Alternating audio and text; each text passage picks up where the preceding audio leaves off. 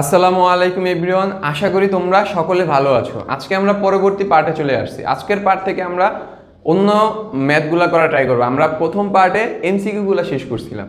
MCQ শেষ করার পর এখন আমরা পরবর্তী পার্টে চলে আসছি। আমরা পরবর্তী পার্টে আমরা নতুন ম্যাথগুলো করব। কি কি ম্যাথ আছে সেগুলো আমরা দেখব, ঠিক আছে? চলো আমরা ম্যাথ কি কি আছে দেখি। সো এই পার্টে আমরা আলোচনা করব ঘষাগু নিয়ে। তোমাদের এমসিকিউ করার সময় বলছিলাম যে ঘষাগু কি, ঠিক আছে? তোমাদেরকে এমসিকিউ করার সময় বলছিলাম যে ঘষাগু কি। ঘষাগু মানে কি? গরিষ্ঠ সাধারণ গুণনীয়ক।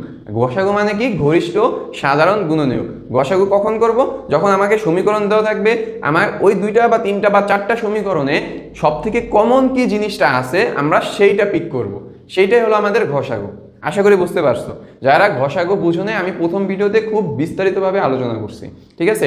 এই ভিডিওতেও আমি আলোচনা করবো, কারণ এই ভিডিওর পার্টই হলো যে ঘষাগু মানে গরিষ্ঠ সাধারণ গুণনীয়ক। আমাকে কমন জিনিসটা নিতে হবে। মেইন কথা, আমাকে কমন জিনিসটা নিতে হবে। আমাকে মেইন কথা বারবার বলতেছি, ঘষাগু মানে আমার পাঁচটা সমীকরণ যদি দেওয়া থাকে, ওই পাঁচটা সমীকরণে কি কমন আছে ওইটা নিতে হবে। আর যদি কিছু কমন না নেওয়া থাকে মানে ওয়ান কমন আছে, ঠিক আছে? শুধু ওয়ান অ্যান্সার হবে ওয়ান। চলো আমরা ম্যাথ করি।